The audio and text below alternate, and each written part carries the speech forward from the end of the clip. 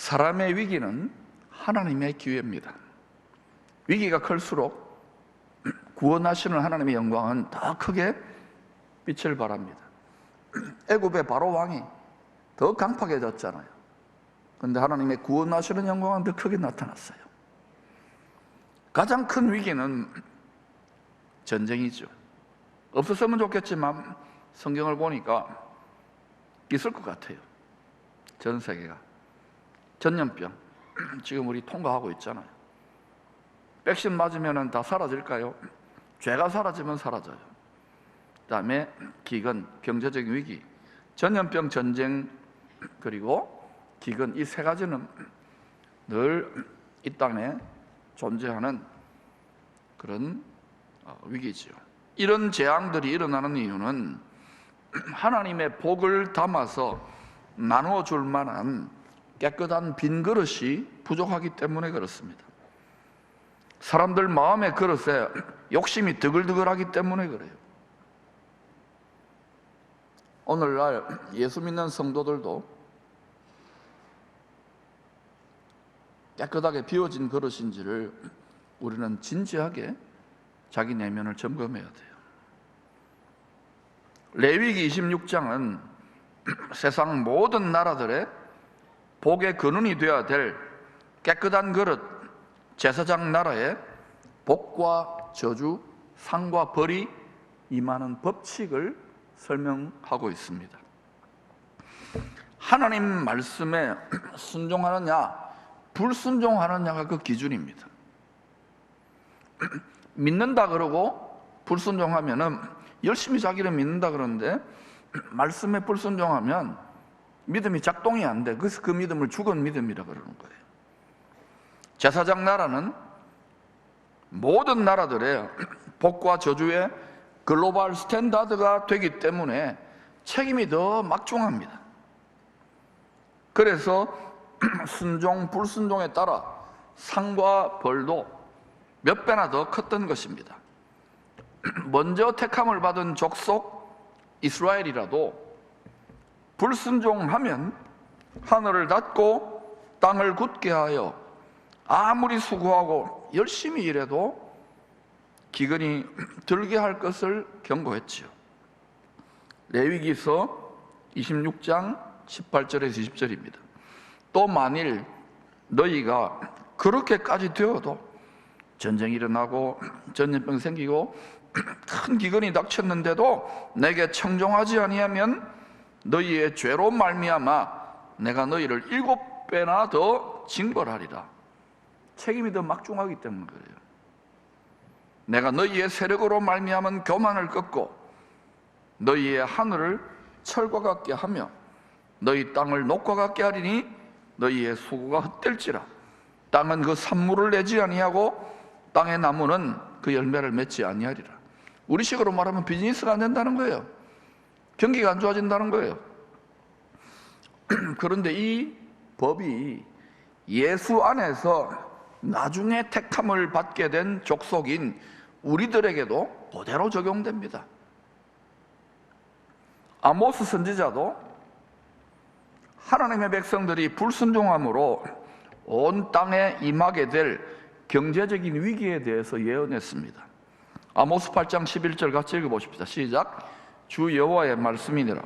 보라, 날이 이를지라 내가 기근을 땅에 보내리니 양식이 없어 주림이 아니며 물이 없어 가람이 아니요 여호와의 말씀을 듣지 못한 기갈이라. 앞으로요 참된 구원의 복음의 말씀을 간직하지 못하기 때문에, 듣지 못하기 때문에 이 세상에 큰 경제적인 위기를 겪게 됩니다. 기근을 보내는 거예요. 경제적 위기에 대한 진단과 대책이 완전히 다릅니다. 세상의 초등학문은 경영, 경제, 정치 논리로 풀잖아요. 고차원적인 새 창조해 가시는 하나님의 법은요 경제를 경제로 푸는 게 아니에요. 말씀으로 풀어야 돼요. 이것을 믿는 것이 크리스찬입니다. 믿음은 뭐냐? 경제와 관련해서 말하면은요 돈을 이기는 능력입니다. 아멘. 돈 하나님 아닙니다. 만능을 역할을 하지만 전능은 아니에요. 여기 속으면은 믿음 안 자랍니다. 1만 가지 변명을 하게 되는 거예요. 용기를 내시기를 축원합니다. 복의 근원이 되어야 될 왕 같은 제사장들의 영적 기근 때문에. 왜 영적 기근이 옵니까? 말씀을 들어도 순종하지 않기 때문에. 영적 기근 때문에 이 세상에 물질적인 기근이 생긴다는 이치입니다. 축복을 흘려보내야 될 하나님의 소유가 된 백성들의 영적 기근이 해결되어지면 말씀으로 충만해지고 성령으로 충만해지고 영혼이 풍요로워지면 이상한 게 아니라 하나님의 법대로 땅의 경제적인 기근은 해결될 수 있다 이 말입니다. 그런데 이 세상 임금, 불법적 임금이죠. 거짓의 아비는 야, 뭐니 해도 돈이야. 육신의 풍요에 집착하도록 자꾸 세뇌를 시켜요. 학교에서도 거의 대부분 그런 교육 아닙니까? 왜 열심히 공부합니까? 신분상승이죠. 돈 많이 벌기 위해서. 그러니까 여러 가지 있지만 산업공상의 시대가 아니에요. 돈이 제일 으뜸이 되는 시대로 점점 세상이 돌아가고 있는 거예요. 이 가치관을 제대로 정립하지 못하면 많은 것을 하고 피라미드의 정점에서 훅 하고 한 방에 영혼을 잃어버리는 거예요. 그러므로 여러분이 많이 맡으려면 더 말씀 충만, 성령 충만, 영혼을 잘 지켜야 되는 거예요.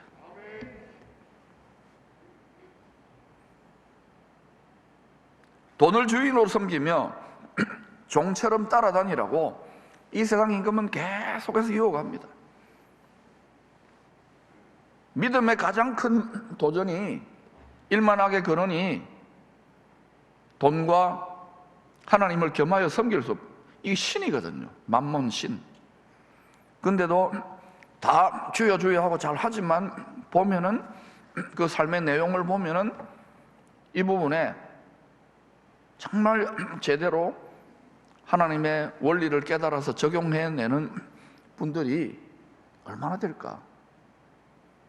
이건 싸움이 있어요. 체험이 돼야 되는 거예요. 하나님이 많은 물질을 맡기는 분들을 보면은 이 돈이 하나님이 아니라는 것을 깨닫게 하려고 철저하게 연단해요. 아주 철저하게 연단한 다음에 하나님이 하나님의 복을 주셔 하나님의 자원을 맡길 만한 거부가 되게 하시죠. 그렇지 않으면 저도 못하고요. 세상 방식으로 그냥 그 악취를 풍기는 방식으로 하게 되기 때문에 함부로 안 주시는 거예요.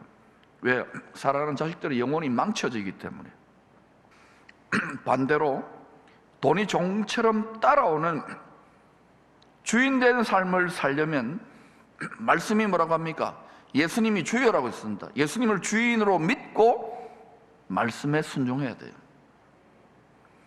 이것을 믿는 것이, 이것을 어떤 상황에서 믿어내는 것이 굳건한 믿음이요, 흔들리지 않는 믿음이요, 강한 믿음입니다. 교회 안에서도 예의적으로 하는 말이 뭡니까? 저는 믿음이 안 좋습니다. 믿음이 안 좋습니다. 그 좋은 말이 아니에요. 흔들린다는 말이에요. 돈을 따라, 이 세상을 따라 근심, 걱정, 염려를 못 이긴다는 거예요. 두려움을 못 이긴다는 거예요. 진짜 믿음이 좋으면은 뒤에는 애굽의 군대가 오고 앞에는 시퍼런 홍해 바다, 사망의 바다가 있는데도 그 사이에서 평정심을 지키는 거예요. 요셉은 창세기 37장부터 50장까지 야곱 집안의 막내 아들, 재벌집 막내 아들 드라마의 주인공으로 등장합니다. 많은 생명을 살리기 원하시는 하나님의 꿈을 꾸는 자였습니다. 17살에 2번 꿈을 꿉니다.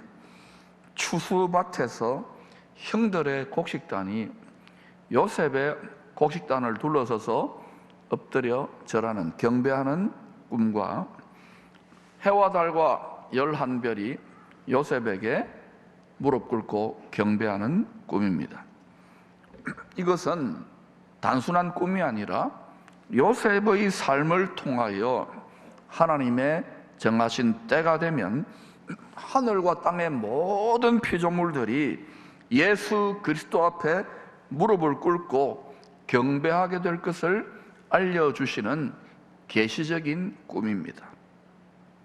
창세전에 이 뜻이 하늘에서 이루어졌습니다.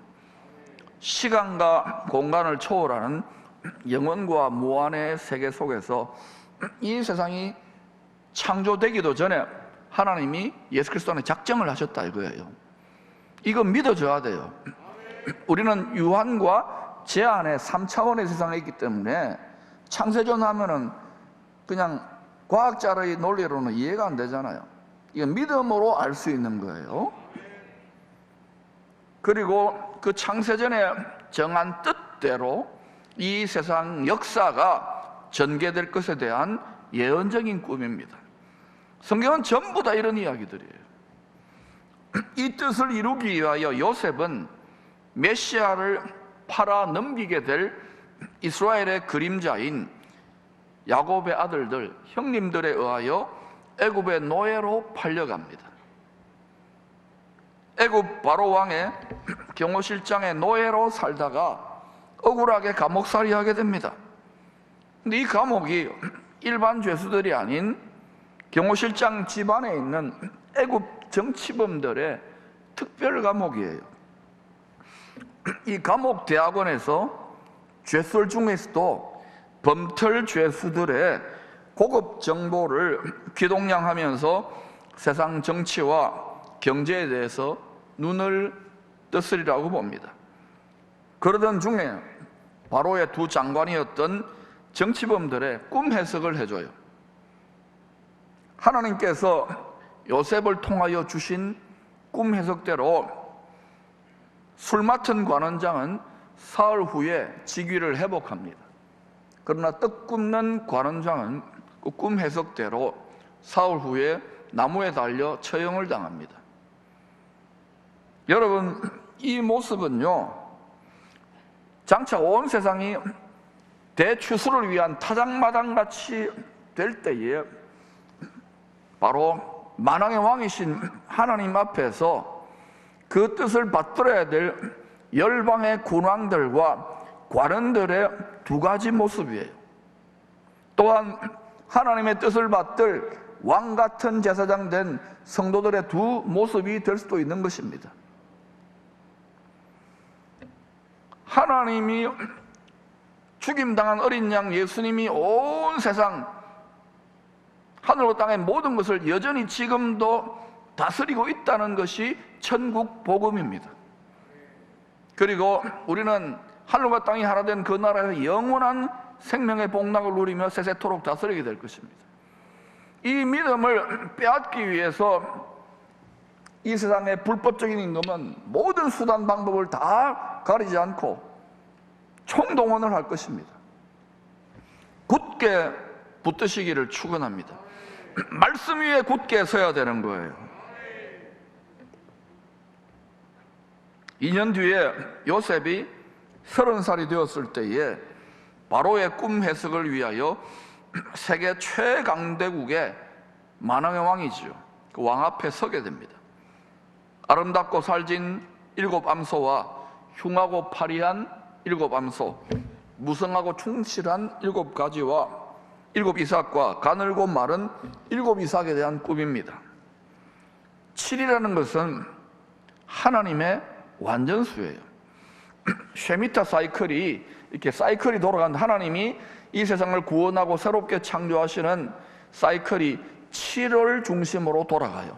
성경을 연구해 보면 그걸 쉐미타 사이클이라고 그래요. 전능하신 하나님 아버지께서 성자 예수 그리스도 안에서 온 세상, 특별히 경제 문제도요, 다 주관하고 계신다는 의미입니다. 믿습니까? 우리는 뭐 역사의 주관자 되시는 입만 그렇게 이야기해서는 안 돼요. 실제로 모든 전쟁과 기근과 경제와 모든 것, 참새 한 마리도 그저 떨어지지 않습니다. 이것을 믿는 것이 신앙인이에요. 할렐루야. 이 세상은 메시아를 통하여 많은 생명을 구원하시려는 뜻을 이루기 위하여 풍년과 흉년이 때를 따라 계속 교차될 것입니다. 마지막에는 경제 번영이 경제 위기에 삼켜지게 될 것입니다. 그리고 그 큰 혼란 뒤에 다시금 주님이 오셔서 다스리는 그 나라의 번영이 또 시작될 거예요. 요한계시록 13장에서 18장은 이 세상 경제 시스템이 장차 어떤 식으로 작동될 것인지 미리 보여주고 있습니다. 이 세상은요, 자본주의나 공산주의 시스템이 아닙니다. 전체주의 경제 시스템으로, 결국은 어때요? 전체주의 경제 시스템으로 하나님이 한꺼번에 다 묶어서 처리하실 거예요.